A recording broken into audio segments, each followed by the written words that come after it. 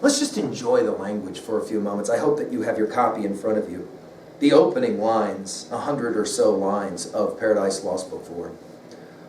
Oh, for that warning voice, which he who saw the apocalypse heard cry in heaven aloud. Then when the dragon put to second rout came furious down to be revenged on men.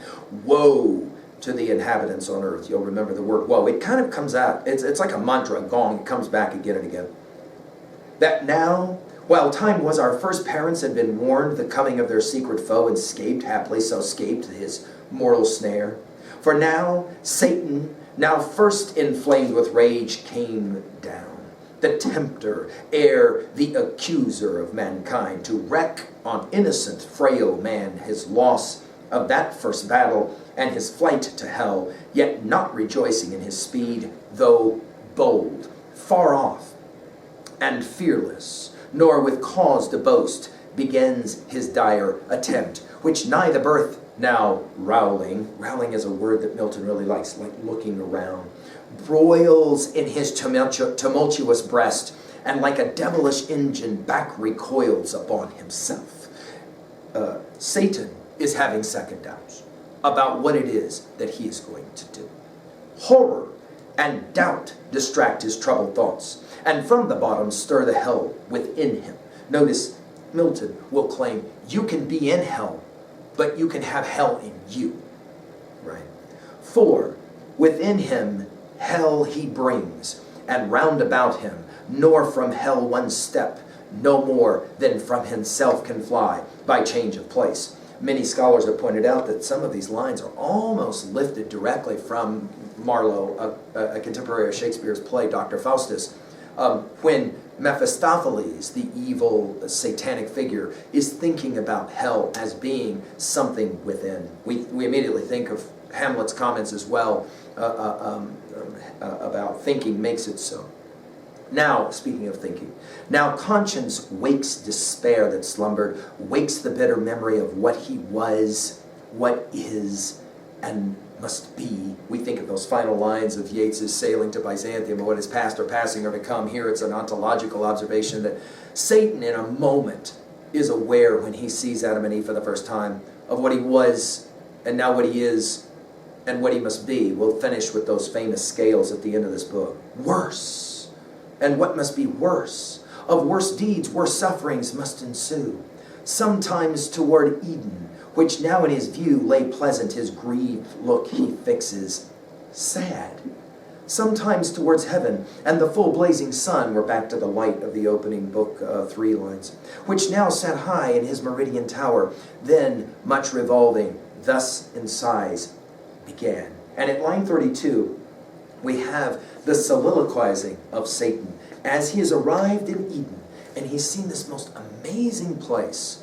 He will say, "O thou, that with surpassing glory crowned, lookst from thy sole dominion like the God of this new world, at whose sight all the stars hide their diminished heads, to thee I call, but with no friendly voice, and add thy name, O Sun, to tell thee how I hate thy beams, that bring to my remembrance from what state I fell, how glorious once above thy sphere, till pride and worse ambition threw me down, warring in heaven against the heaven's matchless king." You, as a reader, you cannot help but feel some sadness for a speaker who recognizes he is jacked, he's lost. He continues, "He deserve no such return from me, whom he created what I was in that bright eminence and with his good braided nun." By the way, point out, Satan is willing to admit here he was created by God. Remember earlier he said he created himself, the great narcissist. "Nor was his service hard." He says being in heaven was actually not that hard now that I think about it. "What could be less than to afford him praise? The easiest recompense and pay him thanks. How do?" And of course, as we pointed out in an earlier lecture, the theological question has always been, why would a perfect being need praise and worship? He says, "It was easy to do, though. Yet all his good proved ill in me, and wrought but malice. Lifted up so high, I stained subjugation, disdained, scorned subjugation, and thought one step higher would set me highest, and in a moment quit the debt immense of endless gratitude, so burthensome, still praying, still to owe, forgetful what from him I still receive. The argument again that sin is a forgetting. In other words, Satan says, being just a little bit lower than God was not enough for me. I had to aspire to even equality, greatness with God. Now this notion of aspiring to somehow climb up the proverbial hierarchy is going to immediately make us as well think about this project. What would it mean if Eve were to ever imagine for a moment that she should be co-equal with her man, Adam? Whoops, we'll get to it. And understood not that a grateful mind, by owing, owes not, but still pays at once, indebted and discharged. What burden then? He's thinking about, what was I thinking about when I decided to rebel against God? Oh, had his powerful destiny ordained me some inferior angel, I had stood then happy. And we're going to get to this notion of the hierarchy of angels at the end of this book, when Satan will say to a couple of lower angels, I used to be much higher than you. How can you not know who I am? Satan, interestingly, blames God for not creating him much, much lower, so that he would have no idea how to combat or try to even consider trying to be co-equal with God. No unbounded hope had raised ambition, yet why not? Some other powers great might have aspired, and me, though mean, drawn to his part. But other powers as great fell not, but stand unshaken from within, or from without to all temptations armed. Hast thou the same free will and power to stand? Again, the use of the word free will here is important. Thou hadst.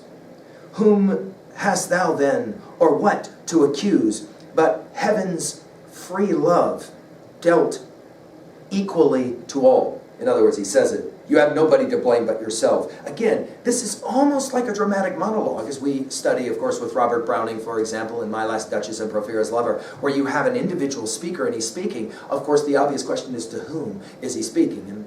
And, Milton wants him to be speaking directly to you.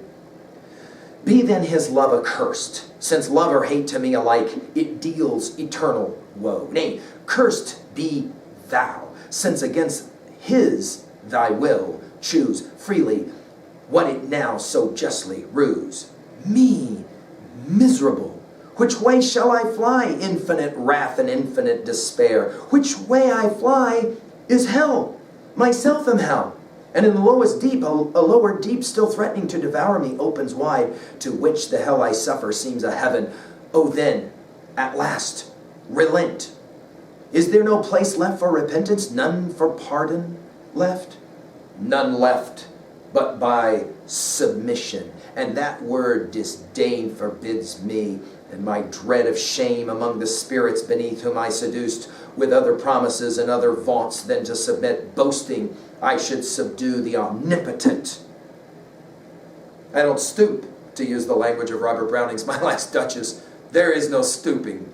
The pride of Satan, the hubris, to speak, of course, in Aristotelian language. Remember, Aristotle as well gives us poetics, right, as we've talked about in another lecture. I, me. They little know how dearly I abide that boast so vain, under what torments inwardly I groan. Nobody knows the sorrow I've seen, right? While they adore me on the throne of hell, the other angels, with diadem and scepter high advanced, the lower still I fall, only supreme in misery. Such joy ambition finds. But say I could repent, and could obtain by art of grace my former state, how soon would height recall high thoughts? How soon unsay what feigned submission swore? In other words, he says, I could go back to heaven and pretend, the great deceiver, the great pretender, the great faker. I could pretend, but he says, man, when they started making me bow down, that submission gig, no. He says it. Ease would recant vows made in pain as violent and void. For never can true reconcilement grow where wounds of deadly hate have pierced so deep. There is no cure for jealousy. It eats at the inner part of the soul, which would but lead me to a worse relapse and heavier fall. So should I purchase dear, short intermission, bought with double smart. This knows my punisher, therefore is far from granting he as I from begging peace. All hope excluded thus, we think of Dante, abandon hope all ye who enter here. Behold instead of us outcast, exiled, his high delight, mankind created, and for him this world.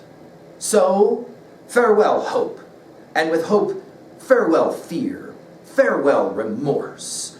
All good to me is lost, evil, be thou my good. By thee at least divided empire with heaven's king I hold by thee, and more than half perhaps will reign as man ere long, and this new world shall know. Now, of course, any time in the history of the world since these lines were written, that people have felt like evil was overcoming the good. They've gone back to these lines and said, well, in these lines, Satan says it, I will stay here in Eden, I will destroy what God has created, and I will reign supreme. Of course, we're back to this notion of better to reign in hell than serve in heaven. These lines, of course, the recapitulation. Well, these are compelling lines, of course, and they set up now for us the next bits of work that are going to happen for Milton. Very quickly, let's move now through the next parts. Again, I wish I could read all of this with you. I love reading this stuff, and if I could just read it with you, it would be for me a lot of fun, but I don't have the time. So let's move on. At line 127, Uriel, who we met already, that angel, sees Satan, but now he's disfigured. He's growing more hideous. At line 127, Uriel, once warned, saw him disfigured, and then marks him alone. And then at line 131, we have the beginning of the description and what Satan will see. We see Adam and Eve for the first time and Eden for the first time through Satan's eyes, which is a compelling way to show us Eden for the first time. Satan is so blown away that it almost moves him to go ahead and to repent, but he can't do it. Line 131 beginning through line 171, Eden is described. It is amazing. I'll just pause for a moment and point out that you have even the use right in the middle of that, at roughly around line 160 or so. Even the word landskip is used, and Milton will in fact spell it the way the Dutch would spell it. And a number of scholars have pointed out that what Milton is trying to say here is think about those amazing landscape paintings of the Dutch, and this is what Milton wants us to imagine and see in Eden, an amazing place. Ending that speech at 171, we're told at line 181 that like a wolf, Satan now meets the gates of Eden, and will jump over the gates like a wolf. And we're going to have these different kinds of shapes that he's going to take, and each one obviously significant. Where he will, at line 196, sit on the tree of life, the highest tree in the garden. You'll remember that this tree is referenced in the Genesis 3 account at the very end, and there's some concern that Adam and Eve must exit Eden, or they could eat from the tree of life and live forever, and all of that. We'll get to that obviously later. But we're told that like a cormorant, a bird of the sea, but a bird of prey, he sits up there and he watches. And what Satan sees, of course, is all of Eden. At line 218, we're told about this tree of life, this ambrosial fruit and all of that, and of vegetable gold. And next to life, we're told our death. The tree of knowledge. It's interesting that it's not called the tree of the knowledge of good and evil, but just rather the tree of knowledge grew fast by. Knowledge, again, this is past line 218, 220, 223. Knowledge of good brought dear by knowing ill. The only way we can know good is to know evil, know ill. And then finally we're told about a shaggy hill at line 224, a forest. It's heavy forested, but I want to point out, and a lot of scholars have pointed this out, that there's a couple of symbols that are significant. One is this notion of hair. When we get to Eve and Adam descriptions, we're going to point out this thing about hair. The other that we want to see as a powerful symbol is on 239, with the idea of the mazy error of the different kinds of paths, and of course the rivers and all of that. This notion of amazement and the word maze and the idea of a labyrinth of a kind, all of this is significant as well as a symbol.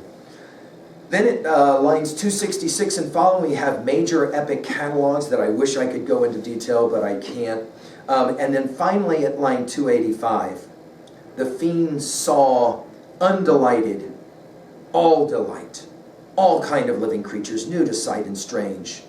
2, a far noble shape, erect and tall, godlike erect, with native honor clad, in naked majesty seemed, lords of all and worthy seemed, for in their looks divine the image of their glorious maker shone.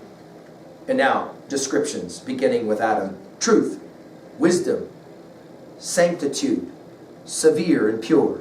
Severe, but in true filial freedom placed, whence true authority in men. Though both not equal, as their sex not equal seemed. For contemplation he in valor formed, for softness she and sweet attractive grace. He for God only, she for God and him. Now this may be some of the most famous or infamous lines of all of Paradise Lost. Right away, again, you can understand why we began with this notion of the patriarchy. Notice the distinctions that are drawn. I recommend in your notes, and you'll do well to do this for yourself, draw a line down your page, and on the left-hand side put Adam and put man, and on the right-hand side of that line put Eve, put woman. And then just start making comparisons. And notice that we're going to make some very clear ones with Milton very soon on. Notice, we're told that he is more about contemplation and thought and valor, courage. She for softness and sweet attractive grace. In other words, she's more interested in her looks, her beauty. Of course, to follow, he is created, Adam, for God alone. She is created for God and for him. The articulation of our patriarchy clearly. To continue, his fair large front and eye sublime declared absolute rule, right? And Hycinian locks the hair, round from his parted forelock mainly hung clustering, but not beneath his shoulders broad. In other words, he keeps his hair trim, looking good. She, as a veil down to the slender waist, her unadorned golden tresses, her hair, wore disheveled. I've even heard a scholar say that, Eve is having the cosmic bad hair day, and I love that line. I mean, her hair not kept together.